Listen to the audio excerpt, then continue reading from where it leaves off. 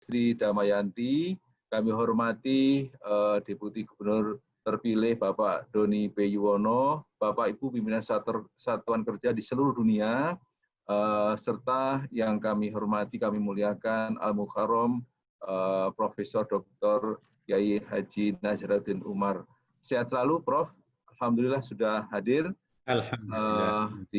Sehat, Prof. Alhamdulillah. Bapak Gubernur, Bapak Ibu sekalian yang dimuliakan oleh Allah, alhamdulillah Pak Kiai sudah hadir bersama dengan kita. Jamaah juga sudah tidak sabar untuk mendengarkan tausiah dari Prof. Nazar. Kemudian juga moderator kita pada siang hari ini adalah Mas Ahmad dari Kantor Perwakilan Bank Indonesia Denpasar. Terima kasih Pak Tresno atas izinnya untuk Mas Ahmad memandu jalannya acara pada siang hari ini. Mas Ahmad silakan untuk memandu acara ini dan nanti langsung saja Prof. Nazar untuk memberikan tausiah. Nanti insya Allah Bapak Gubernur akan bergabung di sesi pendalaman. Terima kasih Mas Ahmad untuk dimulai. Assalamualaikum warahmatullahi wabarakatuh. Waalaikumsalam warahmatullahi wabarakatuh. Baik Pak Pandu, terima kasih. Bismillahirrahmanirrahim. Assalamualaikum warahmatullahi wabarakatuh. Bismillahirrahmanirrahim. Alhamdulillahi rabbil alamin. Wabihi nasta'in ala umurid dunya waddin. Wassalatu wassalamu ala ashrafil anbiya'i wal mursalin. Sayyidina wa maulana Muhammadin amma ba'du. Yang terhormat Gubernur Bank Indonesia, Bapak Peri Warjio, beserta Ibu. Yang kami hormati Deputi Gubernur Senior, Ibu Destri Damayanti, Bapak dan Ibu Deputi Gubernur, Bapak Deputi Gubernur terpilih, Bapak dan Ibu Asisten Gubernur, Bapak dan Ibu Pimpinan Satuan Kerja di Kantor Pusat dan Kantor Perwakilan Bank Indonesia, Al-Mukarram, Bapak Profesor Dr. Kiai Haji Nazarudin Umar, serta Bapak dan Ibu keluarga besar Bank Indonesia, jamaah BI Religi yang dimuliakan Allah. Alhamdulillah, puji syukur kita panjatkan kehadirat Allah Subhanahu wa Ta'ala atas rahmat dan hidayahnya, sehingga kita pada siang hari ini dapat berjumpa kembali di acara kajian zuhur bersama Dewan Gubernur. Yang insya Allah pada siang ini kita akan mengangkat topik kajian sholat langit dan Al-Fatihah yang akan diisi oleh guru kita, Ustadz Profesor Dr. Kiai Haji Nazarudin Umar. Salawat dan salam semoga senantiasa tercurah kepada junjungan kita Rasulullah Muhammad Sallallahu Alaihi Wasallam. Semoga kita termasuk umatnya yang mendapat syafaatnya. Amin. Selanjutnya, untuk menambah keberkahan acara ini, marilah kita awali bersama dengan membaca basmalah. Bismillahirrahmanirrahim. Semoga acara ini lancar dan penuh barokah serta manfaat.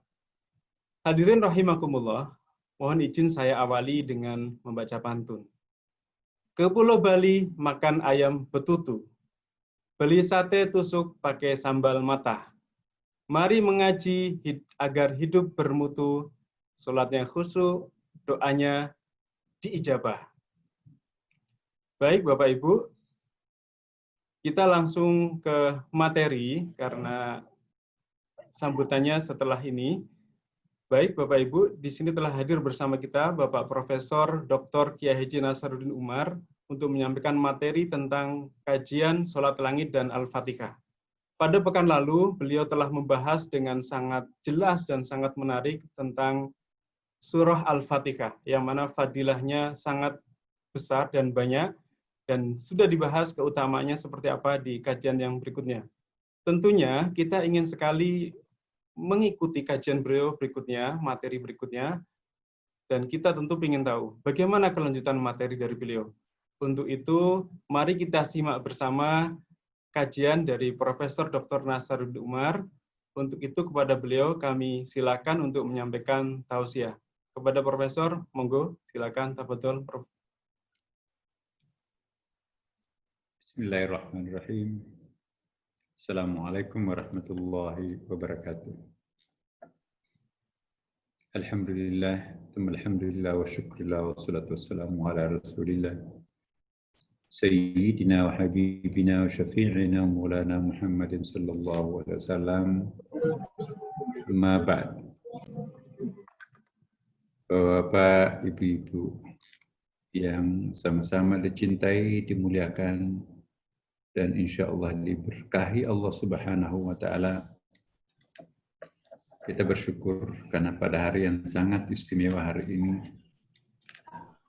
ini sebetulnya kita sangat dianjurkan untuk lebih banyak tafakur, lebih banyak beristighfar, lebih banyak memohon doa kepada Allah Subhanahu wa Ta'ala, karena hari ini adalah hari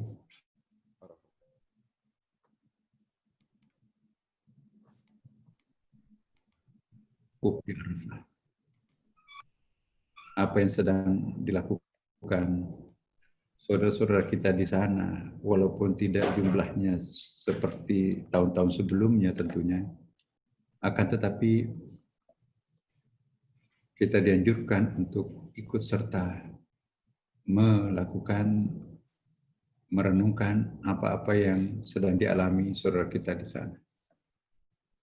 Sampai-sampai dalam satu riwayat menyebutkan, apakah hambaku mengira aku Tuhan Maha Pelit, sehingga di padang Arafah seperti ini, aku tidak mengabulkan doa yang dipanjatkan hambaku. Jadi kalau orang sudah berwukuf di Arafah, Allah membuka kedua tangannya, menerima pengampunan dosa hambanya. Allah mengabulkan seluruh permohonan-permohonannya. Sampai dalam riwayat lain disebutkan, orang yang menunaikan ibadah haji sedang wukuf di Arafah, maka akan terlahir kembali sebagai manusia baru. Kayaumi waladathu ummu, bagaikan anak yang baru lahir dari rahim ibu. Berbahagia, bersyukur orang-orang yang sedang wukuf di Arafah. Tapi kita pun juga insya Allah diminta untuk ikut serta merasakan kebahagiaan yang dirasakan saudara kita di sana. Dan semoga Allah pun juga betul-betul hari ini menampakkan kasih sayangnya kepada kita semuanya. Sekali lagi, hari ini sangat kita dianjurkan untuk melakukan berbagai macam rangkaian ibadah. Saya kira kita semua, atau pada umumnya kita di sini sudah berpuasa kemarin dan hari ini. Puasa hari ini sebetulnya hampir-hampir wajib. Tapi ini adalah bukan wajib. Yang wajib cuma satu-satunya, yaitu puasa bulan suci Ramadan. Namun demikian, seandainya kita punya kemampuan, jangan pernah absen untuk tidak berpuasa. Tanggal 8, tanggal 9, Zulhijjah. Termasuk tentunya hari ini. Untuk ikut serta mengambil berkah daripada hari wukuf Arafah, izinkan saya mengajak kepada kita semuanya, Bapak Ibu, untuk berdoa muhasabah. Amin. Amin. Doa muhasabah pada hari Arafah bagus. Amin. Doa yang paling panjang di dalam manasik haji kita itu ialah doa ketika kita berada di padang Arafah, sedang wukuf di Arafah. Izinkan saya mengajak kepada kita semuanya untuk menundukkan kepala sejenak. Mari kita pejamkan mata, memberi kesempatan mata batin kita untuk aktif, dan mohon izin seolah-olah saya mewakili dengan teman-teman. Apa yang saya ingin sampaikan, muhasabah ini anggaplah sepertinya kita yang masing-masing individu melakukan yang sama. Maka itu mari kita menghayati doa muhasabah ini seolah-olah kita yang memohon setiap individu di sini memohon kepada Allah agar semoga apa yang kita mohonkan pada kesempatan ini diijabah Allah Subhanahu wa Ta'ala.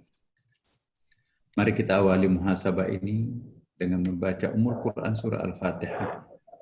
Semoga hari yang penuh berkah hari ini insya Allah akan kita lebih dekat dengannya. Ala hadhihi niyyah. Al-Fatihah. A'udzu billahi minasyaitonir rajim. Bismillahirrahmanirrahim. Alhamdulillahirabbil alamin. Ar-Rahmanir-Rahim. Maliki yaumiddin. Iyyaka na'budu wa iyyaka nasta'in.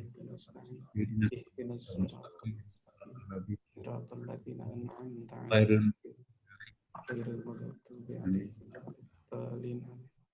Bismillahirrahmanirrahim. Ilahi as'aluka an ta'simuni hatta la a'sik fa inni qad buhittu wa tahayyartu min kathrati dhunubi ma'al isyan wa min kathrati karamika ma'al ihsan wa qad akallat lisani kathratu dhunubi wa adhabat anni ma'a wajhi fa bi ayyi wajhin alqaka wa qad aqlatka dhunub wa bi ayyi lisanin ad'uka wa qad akhrasatil ma'asi lisani. Tuhanku, aku bermohon kepadamu, hendaklah kau jaga diri kami sehingga tidak lagi menentangmu. Sungguh aku bingung dan ketakutan karena banyaknya dosa dan kemaksiatan yang bersamaan dengan banyaknya anugerah-Mu dan kebaikan. Lidahku telah keluh karena banyaknya dosaku.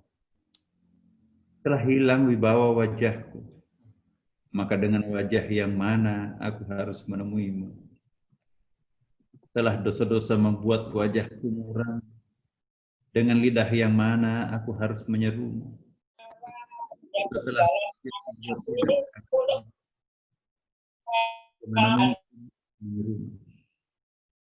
padahal aku pendosa. Bagaimana mungkin aku tidak menyeru-Mu jika harapanku terhampas di sisi-Mu? Tuhanku,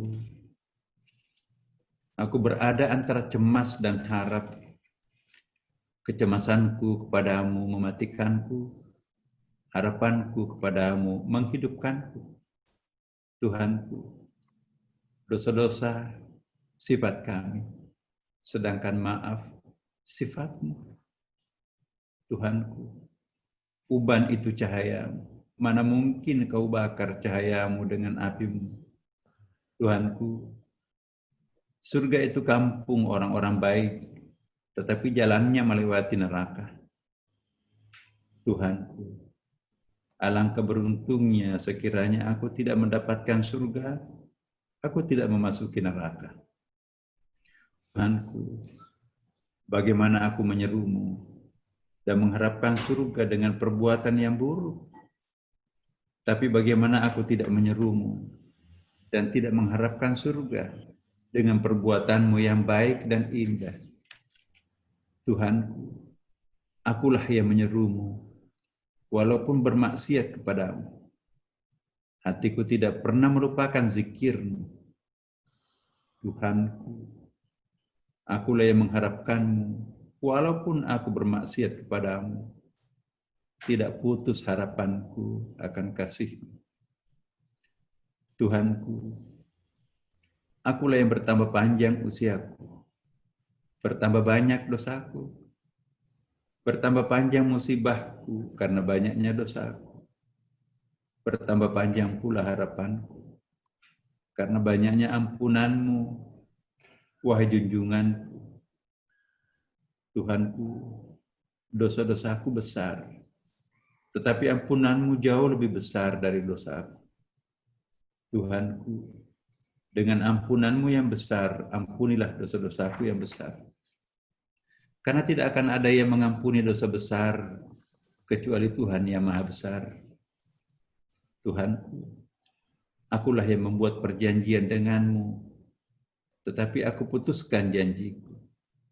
Aku lepaskan tekadku ketika nafsu menguasai diriku, sehingga pagi aku berbuat sia-sia, dan sore aku berbuat alpa. Kau tuliskan apa yang kulakukan pada siang dan malamku. Tuhanku, dosaku tidak akan menyusahkan, dan ampunanmu kepadaku tidak akan mengurangi kebesaranmu. Berikanlah kepadaku ampunan yang tidak menyusahkanmu. Berikanlah aku anugerah yang tidak mengurangi kebesaranmu. Tuhanku, jika kau bakar aku, tidak ada manfaatnya bagimu. Jika engkau ampuni aku, tidak ada mudaratnya bagimu. Lakukanlah padaku yang tidak menimbulkan mudarat bagimu. Jangan lakukan padaku apa yang tidak menggembirakanmu, Tuhanku. Sekiranya maaf bukan sifatmu, tidak seorang pun yang mengenalmu akan menentangmu.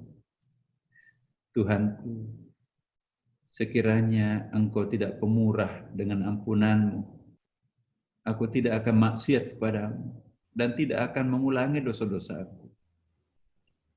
Tuhanku, sekiranya ampunan bukan hal yang paling engkau cintai, tidak seorang pun makhluk yang paling engkau cintai berani menentangmu. Tuhanku, harapanku darimu hanyalah ampunan. Sangkaku padamu hanyalah kebaikan. Selamatkanlah daku dari ketergelinciran. Tuhanku, sudah terjadi apa yang terjadi. Wahai dia yang penuh santun kepada yang memusuhinya, apatah lagi kepada yang mencintainya dan menyerunya. Wahai dia yang menjawab bila ada seruan.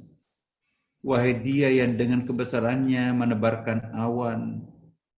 Engkaulah yang berkata, siapa yang menyeruku tidak aku jawab. Siapa yang meminta kepadaku tidak aku beri. Siapa yang berdiri di depan pintuku tidak aku sambut. Engkaulah yang berkata, aku maha pemurah, dariku kemurahan. Aku maha pemberi anugerah, dariku anugerah.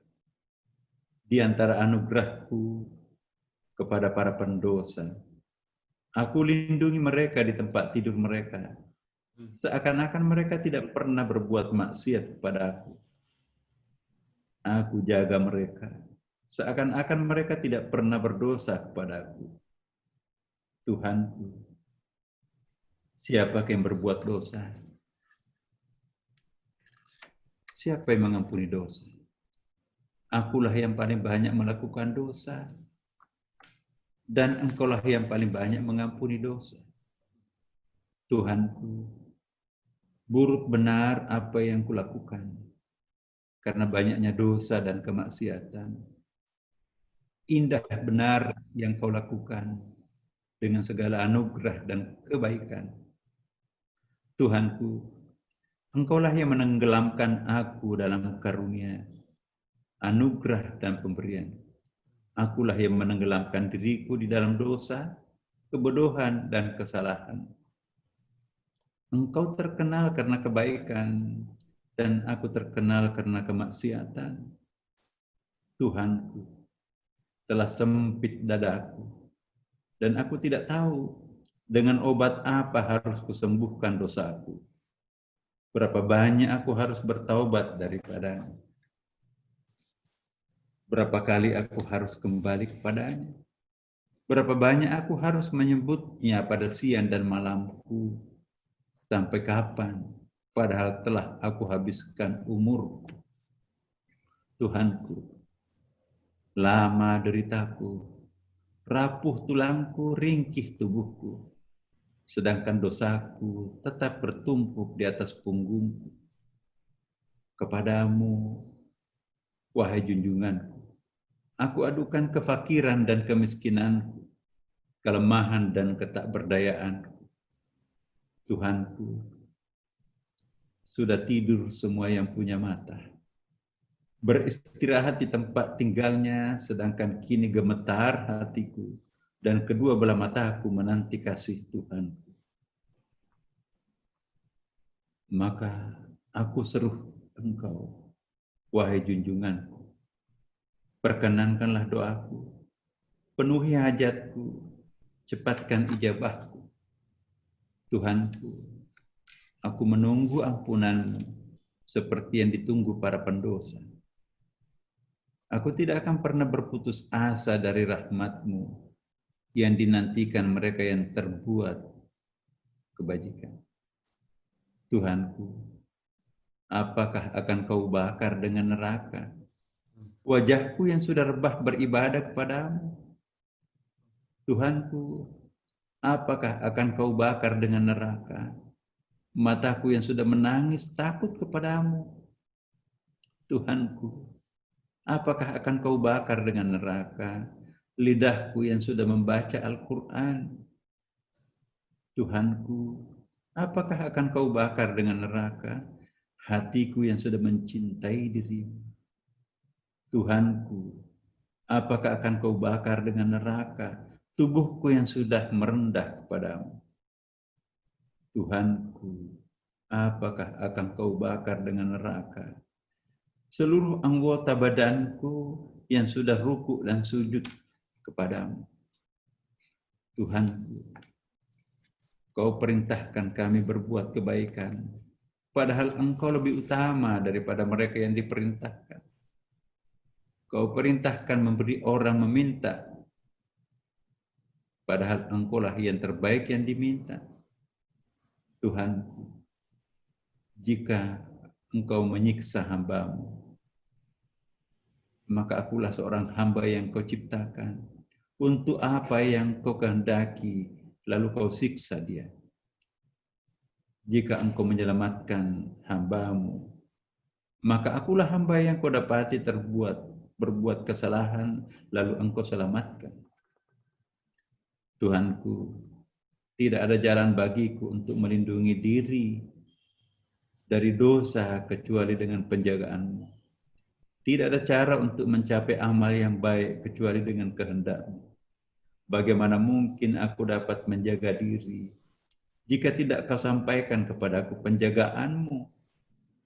Tuhanku, Kau tutupi bagiku dosa di dunia dan tidak Engkau sebarkan, maka janganlah Engkau permalukan daku pada hari kiamat di hadapan seluruh penghuni alam semesta. Tuhanku, kemurahan-Mu meluaskan harapanku, syukur-Mu menerima amalku, maka bahagiakanlah aku dalam pertemuan dengan-Mu di penghujung ajalku.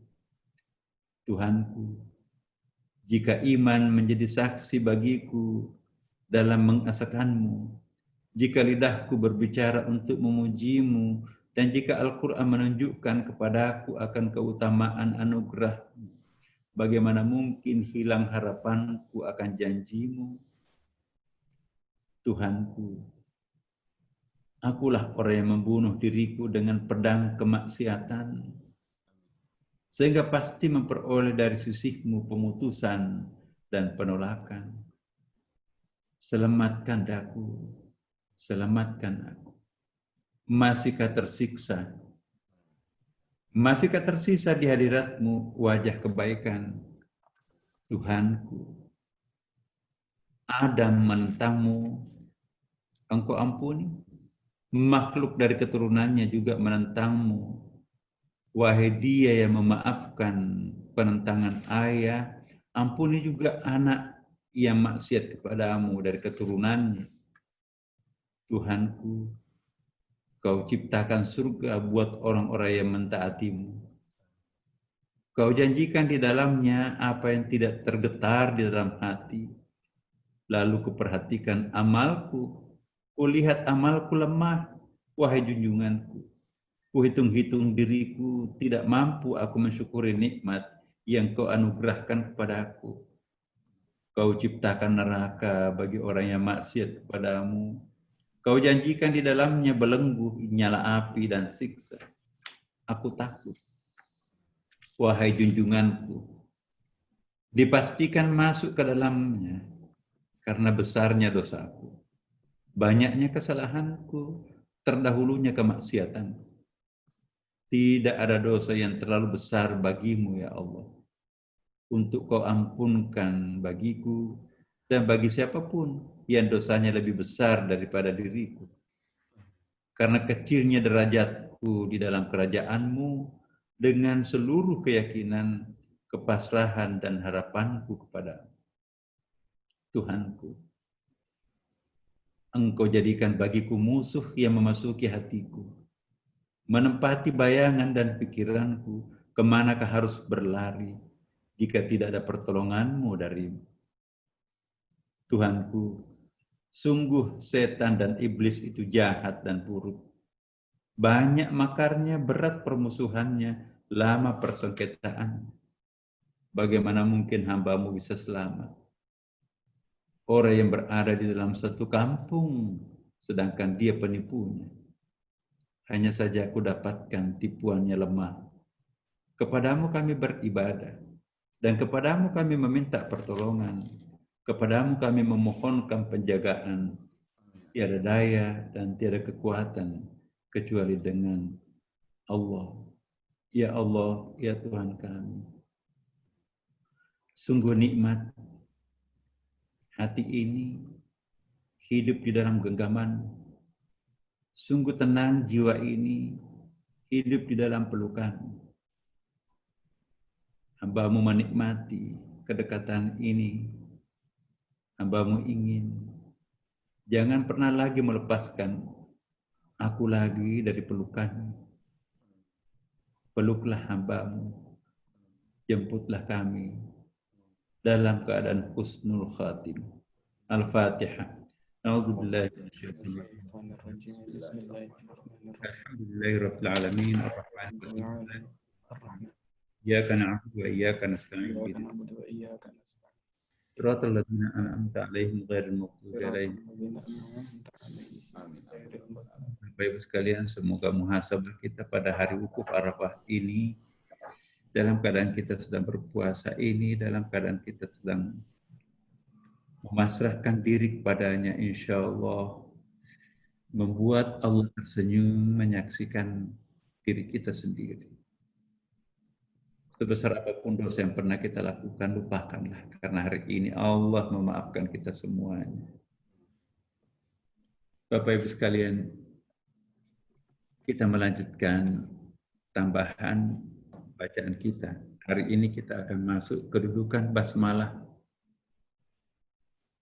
Pada pertemuan kita yang lalu, pernah kita menyatakan dalam sebuah riwayat, kalau seluruh kitab suci Al-Quran, bahkan termasuk juga digabungkan dengan Taurat, Injil, dan Zabur, dipadatkan, maka pemadatannya adalah surah Al-Fatihah. Kalau surah Al-Fatihah itu dipadatkan, maka pemadatannya ialah ayat pertamanya Bismillahirrahmanirrahim. Kalau dipadatkan lagi Ar-Rahmanir-Rahim. Ar-Rahman Ar-Rahim itu berasal dari akar kata yang sama, rahimah, artinya cinta. Barang siapa yang memelihara cinta yang sangat suci, sangat dalam, sangat langgeng di dalam dirinya, maka itulah menguasai permata Al-Quran. Kedudukan basmalah yang merupakan surah ayat pertama surah Al-Fatihah ini, menurut Imam Syafi'i, wajib hukumnya membaca di awal surah Al-Fatihah ini. Jika tidak, maka sholat yang dinyatakan batal. Karena basmalah merupakan ayat pertama, bahkan intinya Al-Quran. Walaqad atainaka sab'an minal matani wal Qur'anil azim. Ini dalilnya Al-Quran. Dan sesungguhnya kami telah berikan kepadamu 7 ayat yang dibaca berulang-ulang di dalam Al-Quran yang agung. Yaitu dibaca pada setiap salat. Nah, kalau kita kurangi basmalah di dalam surah Al-Fatihah, maka Al-Fatihah tinggal 6 ayat, berarti berbeda dengan apa yang dikatakan Allah di dalam surah Al-Hijr. Sebagian ulama yang mengatakan basmalah bukan merupakan ayat yang menjadi bagian surah Al-Fatihah, tetapi ia adalah ayat dari surah An-Naml. Ada redaksinya, innahu min Sulaimana wa innahu bismillahirrahmanirrahim. Basmalah di awal Al-Fatihah sama dengan basmalah di awal surah Al-Baqarah, Ali Imran, An-Nisa, dan ayat-ayat lain. dan surah-surah lain kecuali surah At-Taubah. Tetapi kelompok ini tidak mayoritas di dalam Islam. Ulama mayoritas mendukung ayat pertama surah Al-Fatihah ialah Bismillahirrahmanirrahim dengan dukungan ayat dan dukungan hadis Nabi. Ya. Kelompok yang tadi itu tetap menganggap surah Al-Fatihah 7 ayat. Hanya ya untuk menciptakan 7 ayat, maka dipotonglah akhir surah Al-Fatihah itu menjadi 2. Siratal ladzina an'amta alaihim 1 ayat, dan ayat terakhirnya ghairil maghdubi alaihim waladdallin menjadi ayat ke-7-nya. Kalau itu dipotong, maka secara ilmu balaghah dan sastra Arab itu sedikit ada masalah. Apa yang salah kalau kita menganggap basmalah itu ayat pertamanya surah Al-Fatihah? Inilah yang dipegang oleh Imam Syafi'i, mazhab yang dianut oleh warga masyarakat Indonesia, Mesir, Afrika, sebagian anak benua India, terutama kita di Asia Tenggara ini. Menurut penelitian yang pernah juga saya sampaikan sedikit ya, bahwa Rashad Khalifah di dalam buku monumentalnya Quran Visual Presentation of the Miracle, jadi buku ini banyak mengislamkan orang Amerika dan Eropa ini. Salah satu keajaiban Al-Quran ialah sejumlah komposisi huruf dan kalimatnya disusun menggunakan rumus angka pembagi 19. Bagi kita yang sarjana matematik itu, angka pembagi yang paling berat kombinasi angka yang paling rendah dan angka paling tinggi 1, 9. Nah justru Al-Quran menggunakan rumus 19 seperti yang ditegaskan di dalam surah Al-Muddathir, wa 'alaiha atau 'alaiha 19. Di atasnya ada angka 19. Sejak dulu ulama tafsir, karena belum ada kalkulator, belum ada komputer yang mampu menciptakan indeks-indeks Al-Quran, ya, dia tidak bisa memberikan pemahaman utuh apa yang dimaksud 19. Ada yang mengatakan 19 malaikat, ada yang mengatakan 19 petala langit. Tapi Rashad Khalifah lah yang paling pertama memperkenalkan bahwa angka 19 itu adalah pembagi untuk menentukan keabsahan validitas Al-Quran itu sendiri. Kapan huruf-huruf Al-Quran tidak bisa dibagi 19, maka itu Quran palsu. Inilah, jika dianggap tidak ada basmalah pada surah Al-Fatihah, maka basmalahnya hanya 113, tentu tidak bisa dibagi 19. Bukan hanya sampai di situ. Kata yang membentuk basmalah yaitu ismon, Allah, Ar-Rahman, dan Ar-Rahim. Kalau kita cari di dalam indeks Al-Quran, Masya Allah, subhanallah, jumlah kata ismon dalam Quran itu ditemukan persis 19. Jumlah kata Allah yang bertebaran dalam Al-Quran 2698. Itu bisa dibagi 19 sama dengan 142. Kalau kita copot basmalahnya surah Al-Fatihah, rusak total Al-Quran, tidak bisa dibagi 19. Kata Ar-Rahman terulang sebanyak 57 kali. Dibagi 19 sama dengan 3. Dan jumlah kata Ar-Rahim dalam seluruh Al-Quran itu terulang sebanyak 114 kali. Dibagi 19 sama dengan 6. Ya. Jumlah hurufnya basmalah, Bismillahirrahmanirrahim, itu juga 19. Bisa kita lihat. Ba, sim, mim, ya, alif, lam, lam, ha, ditambah tasdik, tambah mad, itu juga satu huruf tersendiri. Alif, ra, tasdid, ha, mim, tanda panjang, satu huruf juga tersendiri, tambah nun, itu persis juga jumlahnya 19 huruf.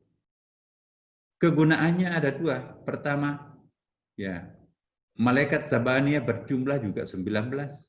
Dan setiap hurufnya Allah Subhanahu wa taala menolak keburukan. Nah itu. Yang kedua, Allah menciptakan siang dan malam 24 jam. Kemudian Allah Subhanahu wa taala mewajibkan sholat 5 waktu di dalamnya. Jadi 24 tambah 5 sama dengan 29. Sejumlah ini dosa yang akan digugurkan. Jadi itu ada hadisnya. Nah, kita lanjut. Etika pembacaan surah Al-Fatihah.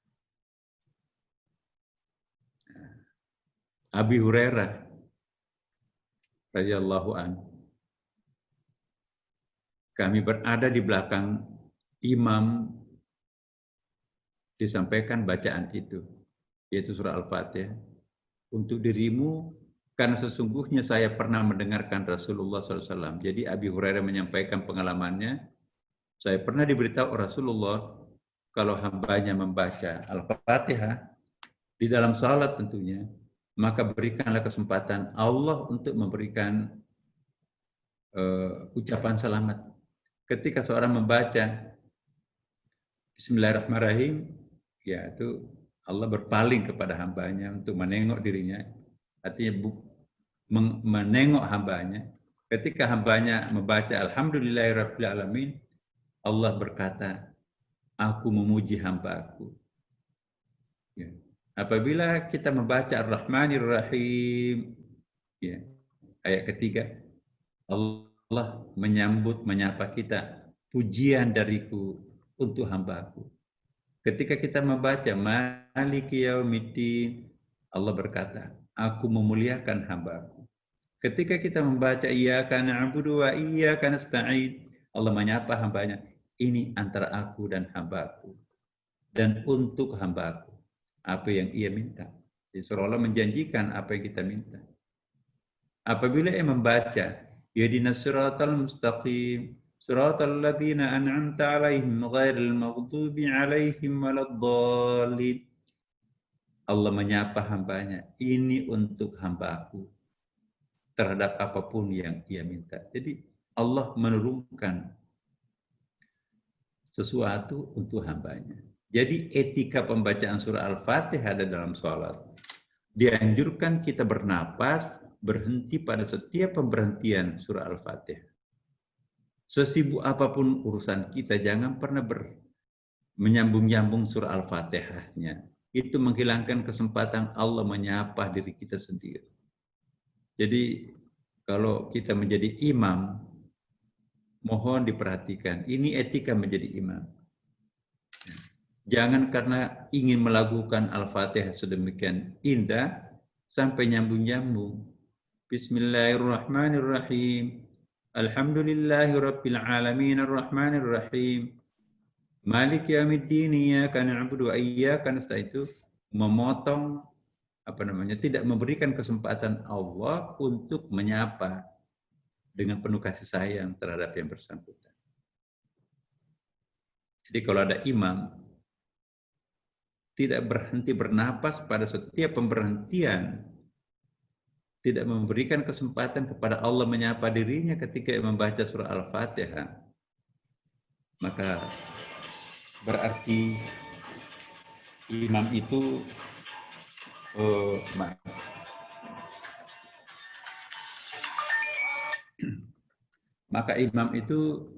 belum memahami seluk-beluk pembacaan surah Al-Fatihah.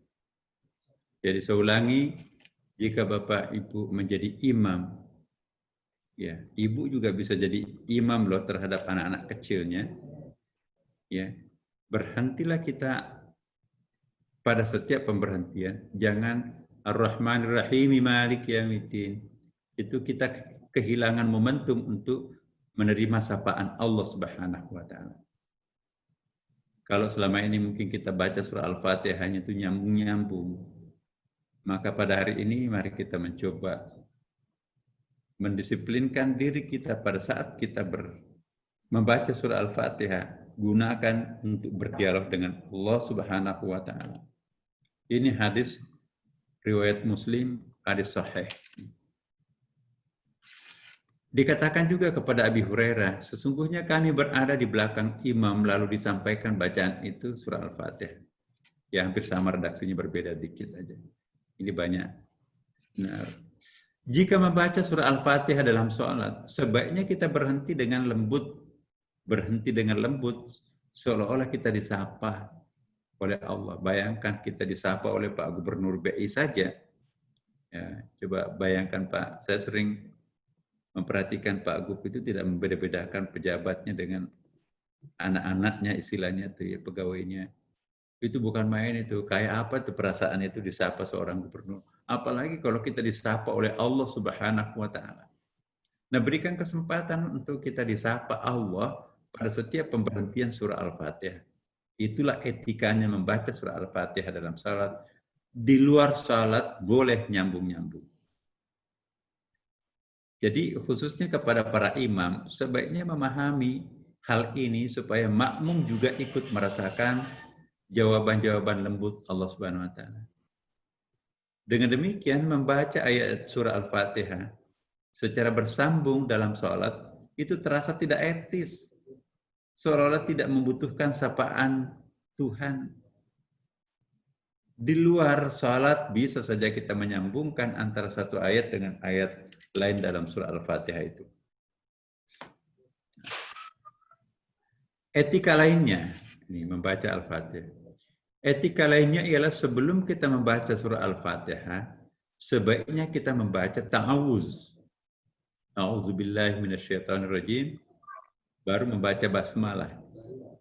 Ya, ada ayatnya tuh. Jadi jangan mengatakan itu tidak ada dalilnya. Coba ini. Dalilnya bukan hadis tapi ayat. Fa idza qara'tal Qur'an fasta'id billahi minasyaitonirrajim. Apabila kamu membaca Al-Qur'an, hendaklah kamu memohon perlindungan kepada Allah dari setan yang terkutuk. Dengan kata lain, kalau kita membaca Al-Quran, awalilah dengan A'udzubillahi minasyaitonirrajim. Tapi tidak perlu dikeraskan seperti membaca ayatnya, cukup dalam hati. Jadi membaca ta'awuz dalam sholat tidak mesti harus dijahar atau dikeraskan. Bagi kalangan sufi, Al-Quran itu memiliki makna lahir dan makna batin, sebagaimana disebutkan dalam hadis. Ya, setiap ayat itu memiliki makna lahir, makna batin, ketentuan dan cara pembacaannya. Nah, kalau kita ingin mendapatkan makna batinnya Al-Quran itu, bacalah ta'awuz sebelum membaca Al-Quran. Maka itu salah satu etika pada perlombaan seni baca Quran, musabaqah tilawatul Quran. Kalau ada qari atau qari'ah yang tidak membaca A'udzubillahi minasyaitonirrajim, itu gugur. Jadi qari dalam MTQ itu selalu diawali A'udzubillahi minasyaitonirrajim, Bismillahirrahmanirrahim. Kalau ada orang langsung membaca Bismillahirrahmanirrahim, Alhamdulillahirabbil, itu dianggap kurang etis. Kecuali kalau kita dalam salat, ya sembunyikan Bismillahirrahmanirrahim. Itu. Bagi kalangan sufi, ya itu tadi. Nah sekarang kita percepat ya karena banyak ayatnya yang berikutnya kita akan jelaskan. Bagaimana caranya kita menerjemahkan Al-Quran? Profesor Nurfalis Majid memperkenalkan terjemahan lain berbeda dengan terjemahan Kementerian Agama dan yang sering kita pahami. Cak Nur mengartikan atas nama Allah yang Maha Pengasih lagi Maha Penyayang. Kementerian Agama dengan nama Allah yang Maha Pengasih, Maha Penyayang. Bahasa Inggrisnya kita lihat in the name of God, in the name of Allah most gracious and most merciful. Jadi menurut Cak Nur, terjemahan atas nama Allah itu lebih rasional daripada menerjemahkan dengan nama Allah. Terjemahan atas nama Allah lebih sesuai dengan kapasitas manusia sebagai khalifah. Kita kan khalifah di muka bumi ini sebagaimana ditegaskan Allah, inni ja'ilun fil ardi khalifah, sesungguhnya aku menjadikan manusia itu sebagai khalifah di muka bumi ini. Jadi kalau kita melakukan perbuatan membaca basmalah, atas nama Allah saya menebang pohon ini, atas nama Allah saya menyembelih hewan kurban ini. Maka itu kalau membaca basmalah, haram memakan daging kurban atau daging-daging sembelihan itu tanpa membaca basmalah. Ia mencontohkan, jika rektor berhalangan untuk membuka sebuah acara, diwakili oleh wakil rektor. Ya, maka ketika membuka acara, wakil rektor mengatakan, atas nama rektor, saya membuka acara ini. Jadi ketika kita menyembelih binatang, atas nama Allah, aku menyembelih engkau. Binatang itu tunduk untuk disembelih, karena yang menyembelih itu adalah Allah, diwakilkan kepada hambanya. Pepohonan rela ditebang kalau kita membaca basmalah, karena sesungguhnya yang menebang itu adalah Allah, tapi diwakilkan kepada representatifnya, yaitu manusia sebagai khalifahnya. Apapun yang kita akan lakukan, bacalah Bismillahirrahmanirrahim, seperti juga yang pernah saya sampaikan pada pertemuan-pertemuan kita yang lalu. Terjemahan atas nama Allah itu lebih sesuai dengan kapasitas manusia sebagai khalifah, tadi saya katakan. Jika diterjemahkan dengan nama Allah, yang Maha Pemurah lagi Maha Penyayang, seolah-olah yang menonjol bukan manusia sebagai khalifah,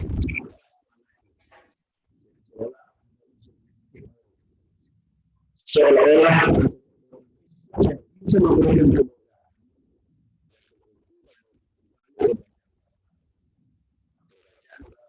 awal surah.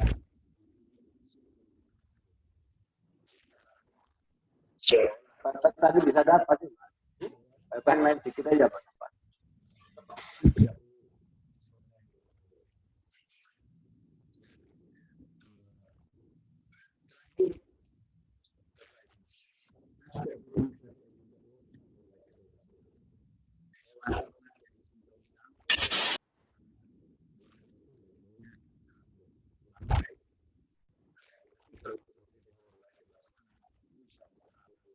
Ustadz, mohon maaf, suaranya hilang ya Ustadz. Mohon dicek Ustadz.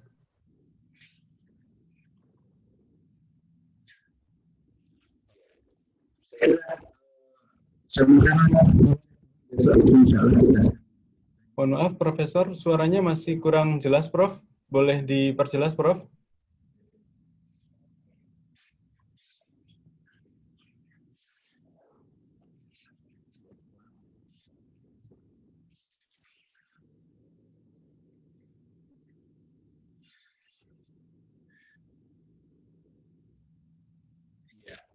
Saya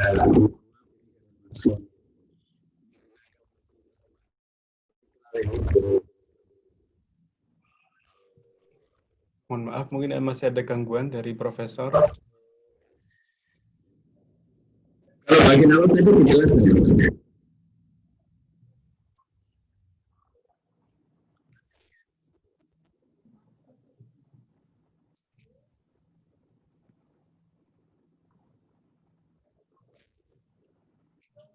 Baik, Bapak Ibu, sambil menunggu. Ya, sudah kedengaran, Prof. Semua.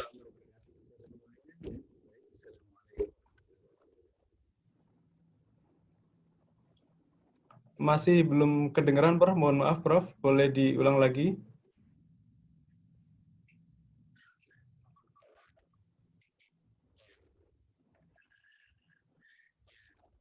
Saya kira penjelasannya sudah cukup, Mas.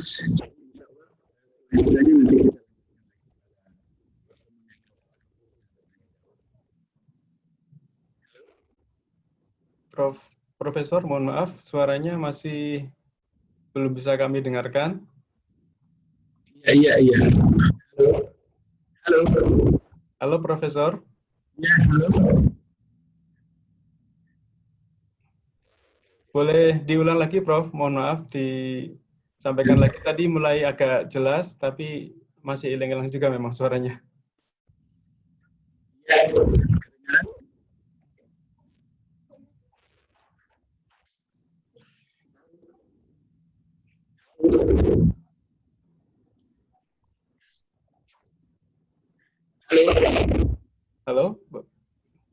Profesor.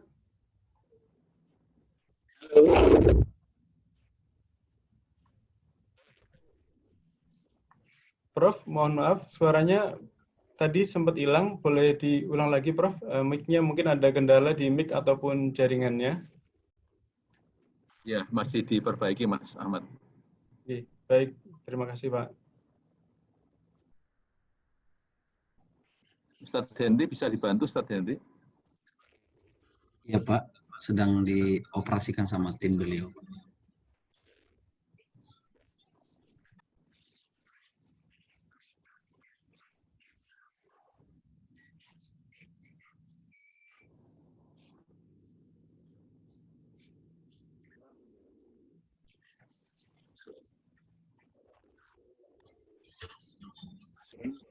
Mohon tim Pak Kiai keluar dulu sebentar, setelah itu join lagi Pak.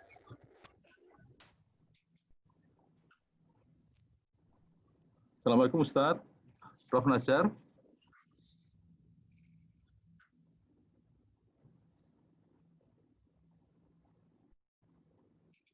Ustadz Hendy, tim belum bisa, Ustadz Hendy. Belum bisa Pak. Sudah, Pak.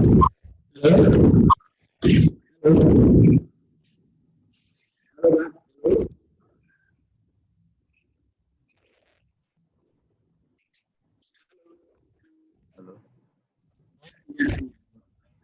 Iya, kenapa? Iya, kenapa? Kajian, masih kajian. Kajian. Mohon tim Pak Kiai, tolong akun Pak Kiai keluar dulu sebentar, setelah itu join lagi.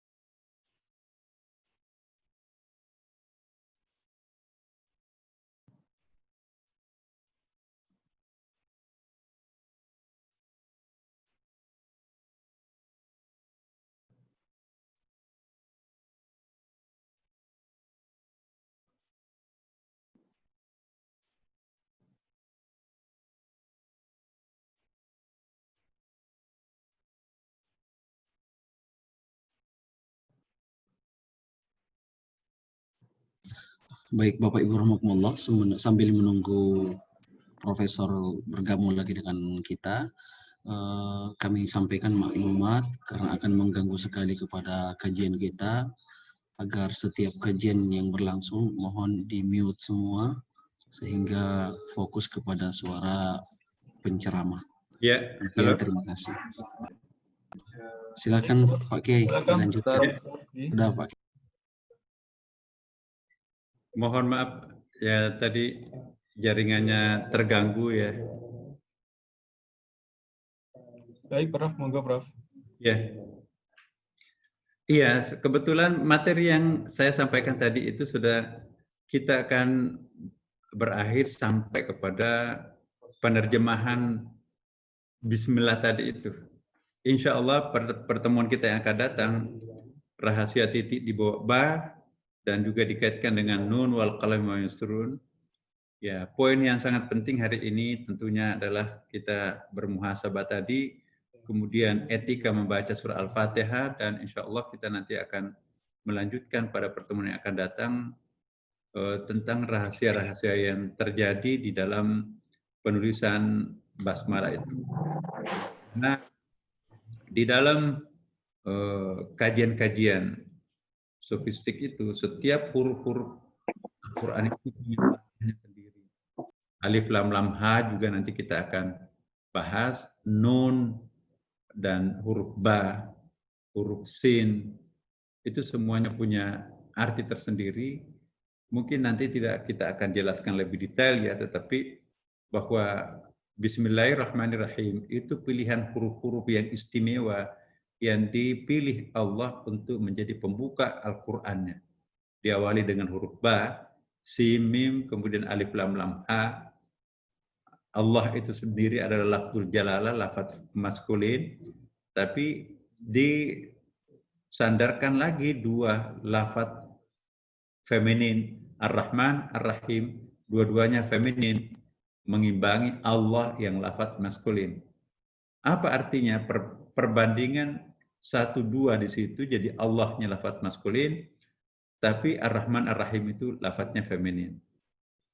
Insya Allah nanti pada pertemuan kita akan datang, kita akan lanjutkan. Ya, silahkan mungkin ada yang ingin kita dialogkan, diskusikan, silahkan.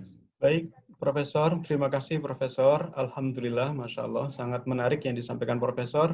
Meskipun tadi sempat ada gangguan teknis, tapi insya Allah tidak mengurangi ceramah yang disampaikan oleh Profesor, dan tadi sudah kita record ceramah yang beliau sampaikan ini sangat bermanfaat. Baik, Bapak Gubernur, mohon izin kita lanjut ke pendalaman materi, yang mana di sini sudah ada beberapa penanya yang antri untuk bertanya secara live. Dan kita langsung saja panggil penanya yang akan bertanya secara live. Yang pertama ada Pak Muhammad Arif Kurniawan dari KPW Kepulauan Riau. Dan yang kedua adalah Bapak Darmawan Trinugroho dari DSDM. Kepada beliau berdua kami silakan, monggo dimulai dari Pak Arif Kurniawan. Silakan Pak Arif.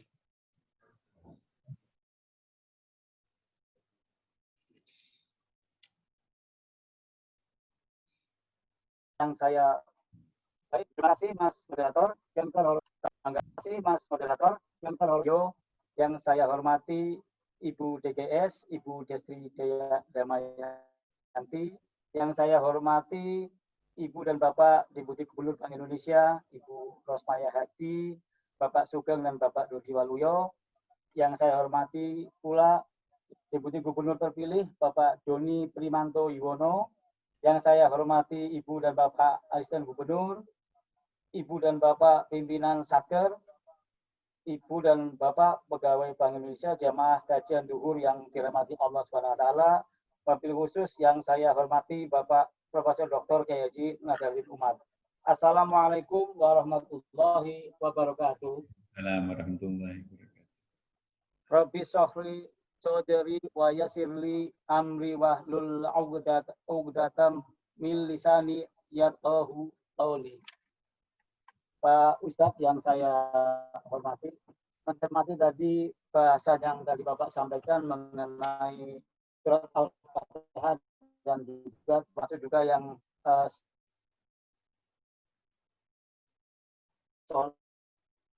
sholat ini jelas untuk yang surat Al-Fatihah sangat di mana Nabi Muhammad SAW bersabda,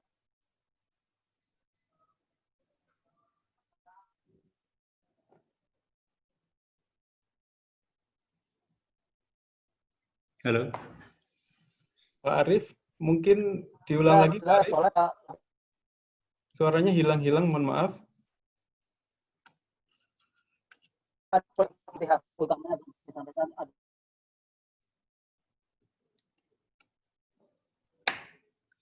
Pak Arif, kita nggak dengar.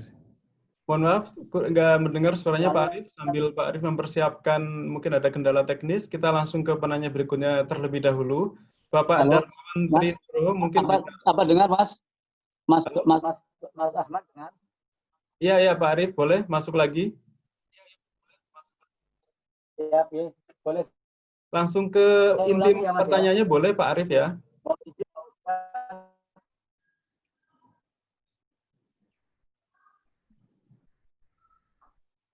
Mas Arif masih unmute ya Mas Arif? Pak Arif, mohon maaf, boleh dilanjutin ke ini chat room ya Pak Arif. Nanti kita akan beri kesempatan terlebih dahulu kepada Pak Darmawan Trinugroho. Kepada Pak Darmawan Trinugroho, kami silakan Pak Darmawan, karena Pak Arif ini masih kendala teknis.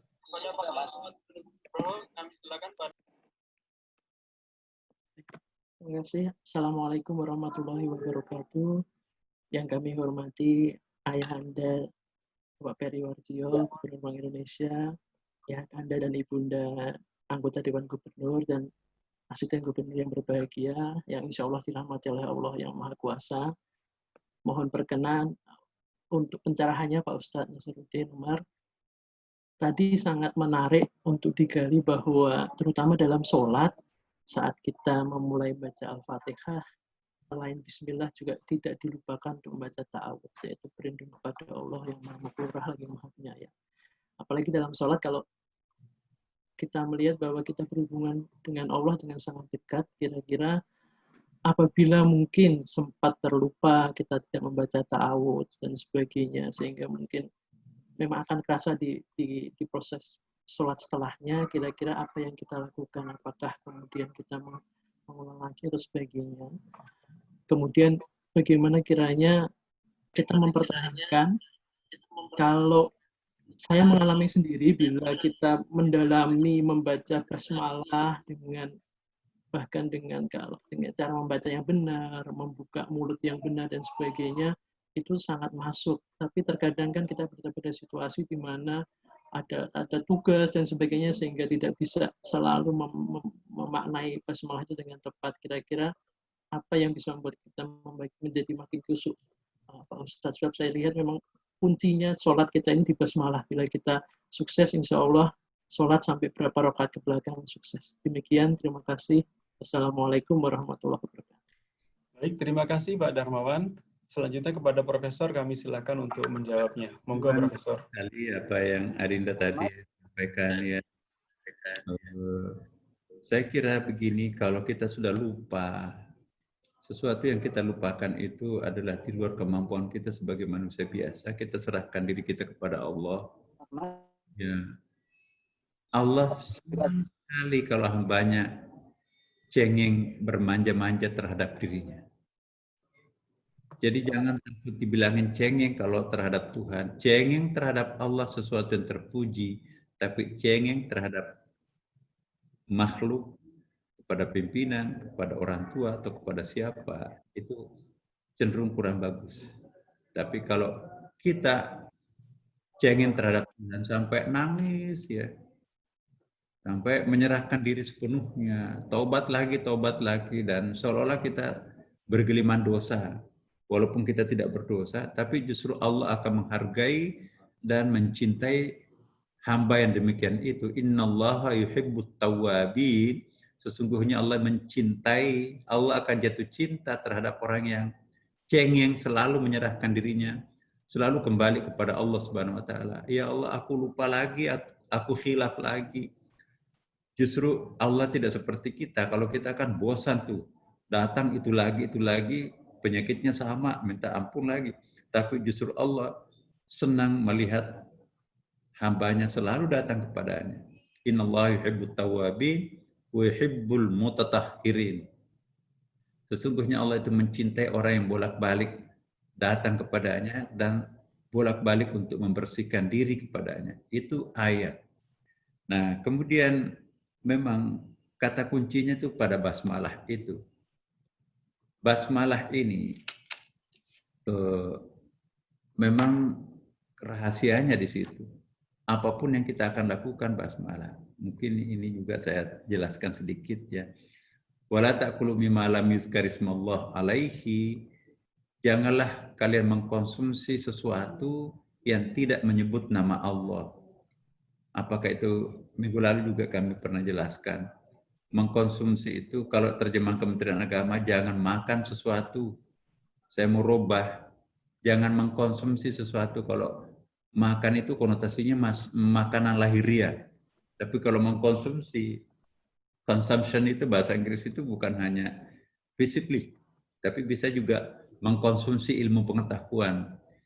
Jadi wala ta'kulu akala itu memasukkan sesuatu ke dalam diri kita sendiri. Diimpus kita kan, berarti kita memasukkan nutrisi melalui selang-selang impus itu. Nah, apapun yang kita akan lakukan, memasukkan sesuatu, makanan ke dalam diri, bacalah basmalah.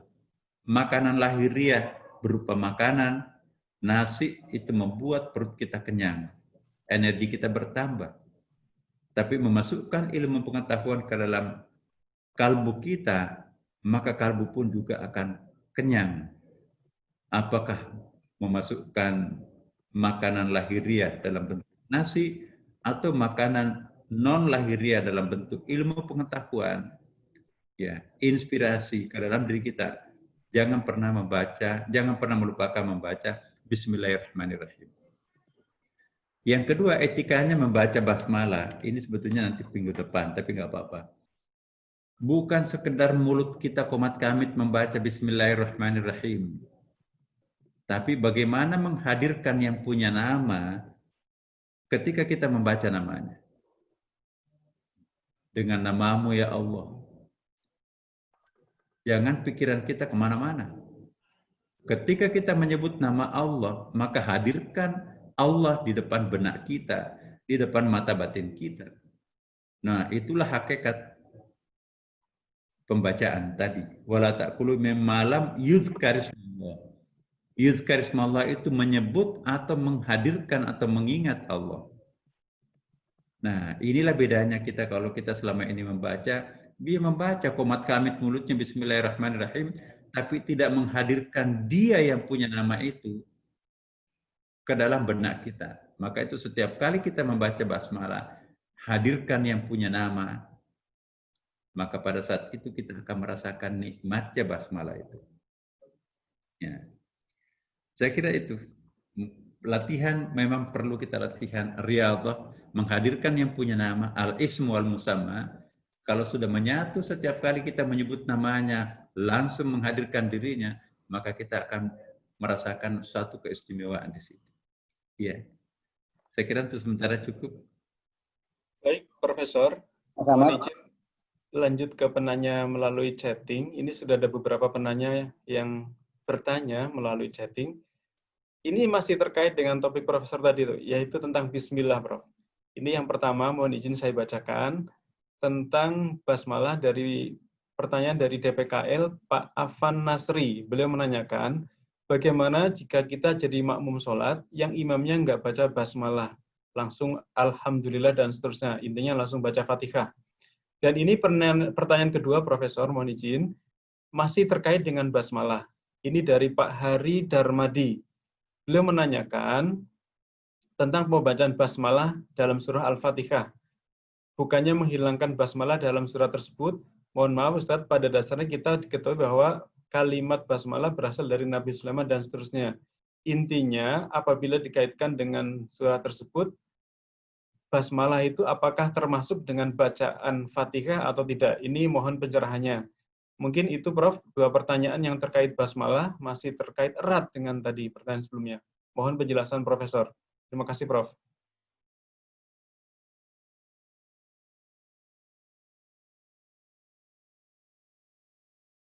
Halo Prof. Mohon maaf. Ya, Pak ya. Profesor. Ya. Maka silakan Mas. Oke. Mohon izin, tadi ada dua pertanyaan, saya ulang lagi Prof, tentang Bismillah. Yang pertama dari DPKL, intinya beliau nanya tentang kalau kita makmum, tapi imamnya nggak baca basmalah, itu bagaimana? Yang kedua tentang basmalah juga, intinya ini masih mempertanyakan dari Pak Hari Darmadi, ini mempertanyakan basmalah itu termasuk dari bagian surah Al-Fatihah atau tidak Prof? Mohon penjelasan. Nah, pertama, yang terakhir dulu saya jawab karena saya terkait ya. Menurut Imam Syafi'i dan kebanyakan ulama Sunni ya, selain Wahabi tentunya, kalau Wahabi itu memang basmalah bukan ayatnya surah Al-Fatihah, tapi Sunni dan Syiah sama di sini, sama-sama menganggap bahwa basmalah itu bagian dari surah Al-Fatihah dengan dasarnya ayat yang saya bacakan tadi dan hadis Nabi banyak. Nah, pembuktian juga secara sains Rashad Khalifah tadi, maka itu cetakan Quran Saudi Arabia sekarang ini itu sudah mencantumkan Al-Fatihah basmalah itu sebagai ayat pertamanya. Nah, kalau kita lihat dulu surah Al-Fatihah itu langsung kepada Al-Fatihah baru ayat pertama, sedangkan Bismillahirrahmanirrahim itu tidak dicantumkan ayat pertamanya.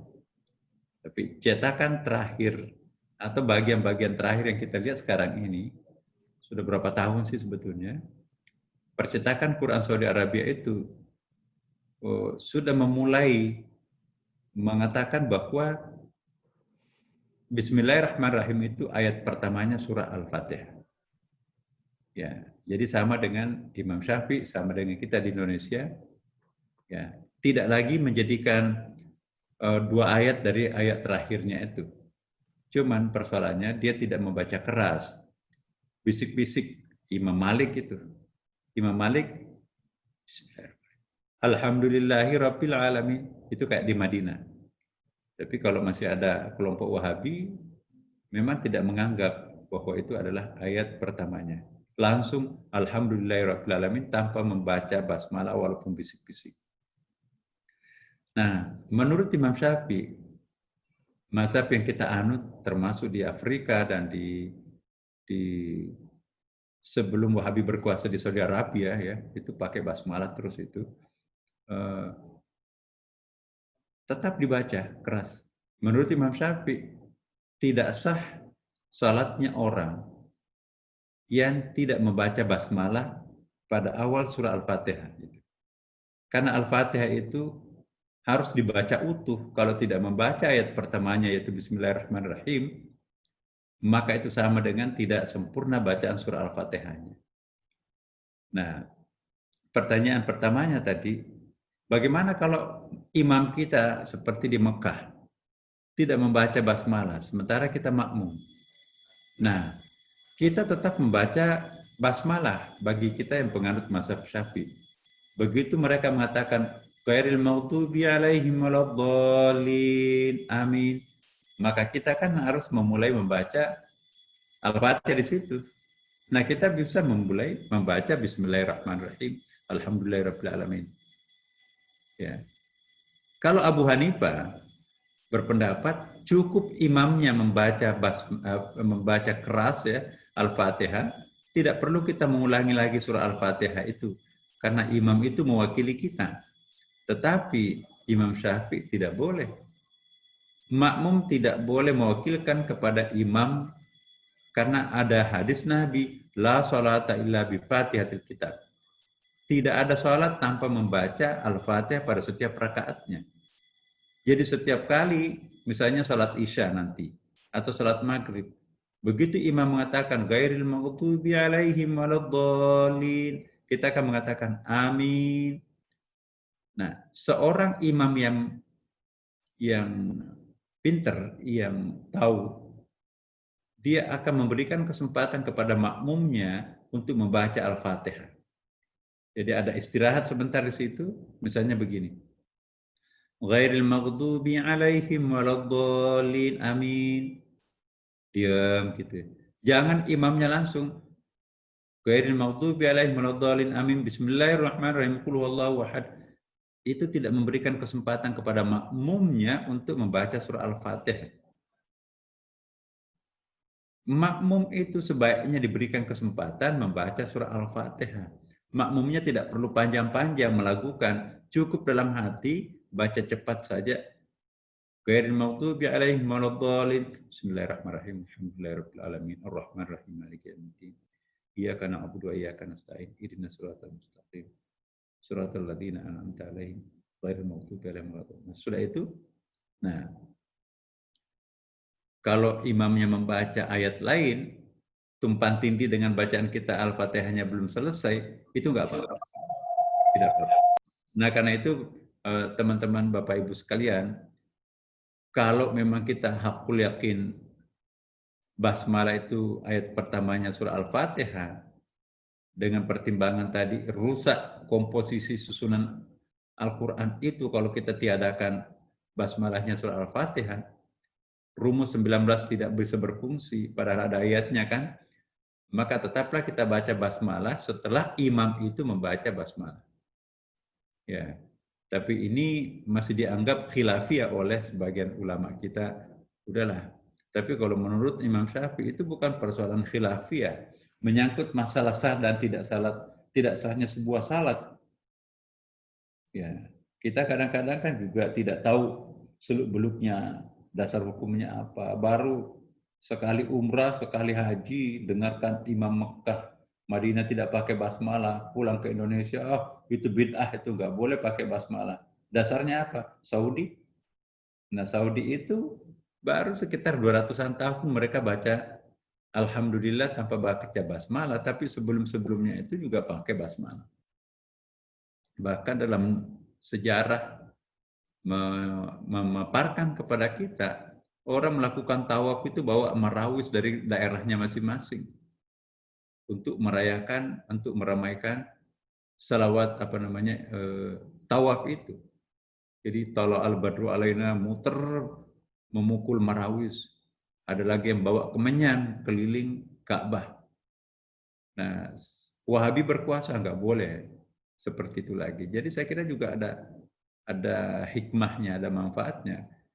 Coba bayangkan kalau semua orang bawa kemenyan, bawa harum-haruman, menyemprotkan ke Ka'bah, itu bisa macam-macam bau yang bisa tercium di situ kan. Semenjak Wahabi berkuasa, tidak boleh ada kemenyan, tidak boleh ada macam-macam lagi. Walaupun kita lihat dalam riwayat, ketika Nabi sedang khutbah Jumat, itu ada kemenyan di ujung-ujung mimbarnya di atas itu. Tapi itu fungsinya untuk mengharumkan ruangan. Nah, pengharum ruangan sekarang ini digantikan oleh semprotan otomatis itu kan di Mekah Madinah itu. Ya, jadi spiritnya adalah mengharumkan ruangan, bukan asap-asapnya itu kemana, di situ ada rezeki, seperti mistik-mistik yang berkembang di Indonesia. Nah, jadi saya kira ini juga perlu kita clearkan. Nah, sekali lagi saya tegaskan Bapak Ibu sekalian, silakan mengikuti mazhabnya masing-masing. Kalau menganut pendapat Bismillah itu bukan ayatnya surah Al-Fatihah, monggo silahkan amalkan. Tetapi bagi kita yang menganggap itu bagian yang tak terpisahkan dari surah Al-Fatihah, bacalah Al-Fatihah dengan membaca basmalah pada setiap rakaatnya. Karena kalau tidak, nanti salat kita bermasalah. Dan saya kira kita tidak bisa dikontrol juga kan, karena kan kita bacanya bisik-bisik juga. Rakaat ketiga dan keempat itu memang kan tidak dikeraskan, itu individual sifatnya. Salat Isya rakaat pertama, keduanya dikeraskan oleh imam, tapi rakaat ketiga, empatnya imam pun juga bisik-bisik membaca surah Al-Fatihah sama dengan makmumnya kan.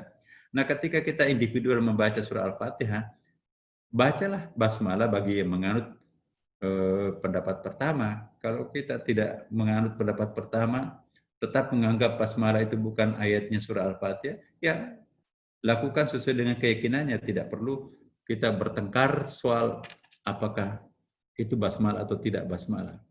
Cuman jangan saling menyalahkan, karena itu nggak etis, nggak bagus ya kalau kita masih mempersoalkan urusan-urusan seperti itu. Ada gara-gara basmalah sampai tidak mau bersahabat, itu juga nggak bagus. Ya, lakum dinukum waliyadin. Lakukan keyakinannya, kami melakukan keyakinan kita juga sih. Saya kira begitu.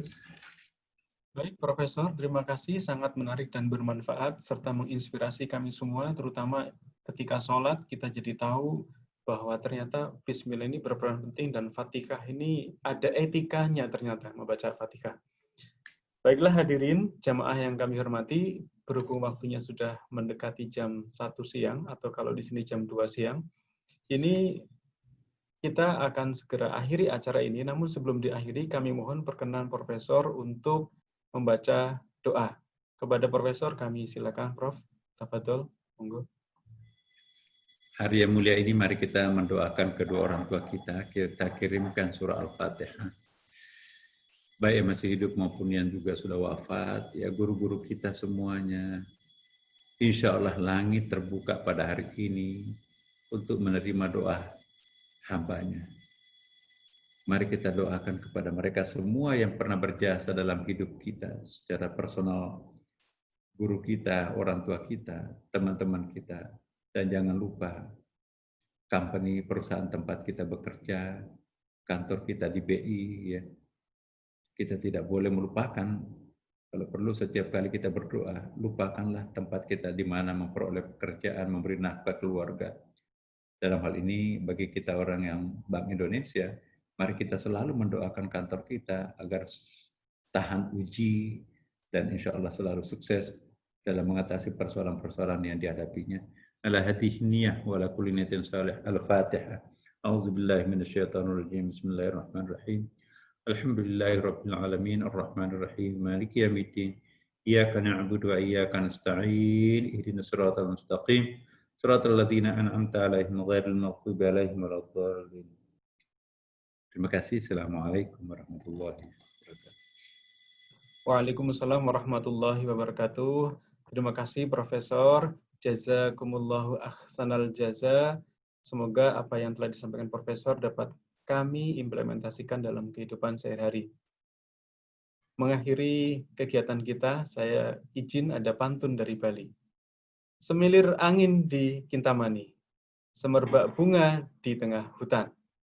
Mendengar tausiah Pak Kiai membuat hati terasa nyaman. Baiklah hadirin, alhamdulillah kita telah sampai pada penghujung kajian pada siang hari ini. Izinkan saya Ahmad dari Kantor Perwakilan Bank Indonesia Provinsi Bali mengakhiri acara ini dengan doa kafaratul majlis. Mari kita baca bersama. Subhanakallahumma wa bihamdika asyhadu an la ilaha illa anta astaghfiruka wa atubu ilaik. Demikian Bapak Ibu, apabila ada kekurangan dan kesalahan mohon dimaafkan. Sampai ketemu pada pertemuan berikutnya di kajian yang sama, di channel yang sama. Semoga bermanfaat dan mendapatkan barokah. Saya akhiri dengan wallahul muwaffiq ila aqwamit thoriq. Wassalamualaikum warahmatullahi wabarakatuh. Waalaikumsalam. Terima kasih banyak Pak Kiai. Terima kasih Bapak Ibu. Terima kasih Profesor. Assalamualaikum. Terima kasih Bapak Ibu. Assalamualaikum. Assalamualaikum Gubernur. Waalaikumsalam. Bapak Ibu Dewan Gubernur. Terima kasih. Assalamualaikum. Salam dari Batam, Pak. Terima kasih Maaf Pak. gangguan jaringan tadi, Assalamualaikum Pak Pak. Kiai, terima kasih Pak Kiai. Assalamualaikum Mas Terima kasih Mas Ahmad. Ahmad. Waalaikumsalam Pak Imsan. Makasih Pak Imsan. Makasih Mas Ahmad. Mas Ahmad, Yo. makasih. Pak Arif. Mohon maaf Pak Arif tadi kepotong. Sama-sama nggak apa-apa Mas. Next time Mas. Insyaallah. Semangat. Siap. Mohon maaf tadi kepotong karena jaringannya Nggak apa-apa, Pak. agak. Insyaallah Pak, lain waktu. Insyaallah. Iya. Nggih. Maaf lahir batin ya Mas ya. Selamat Nggih, Idul makasih Adha. banget Pak Arif. Nggih, mohon Yo. maaf. Oke, sama ya. Assalamualaikum Mas. Waalaikumsalam warahmatullahi wabarakatuh.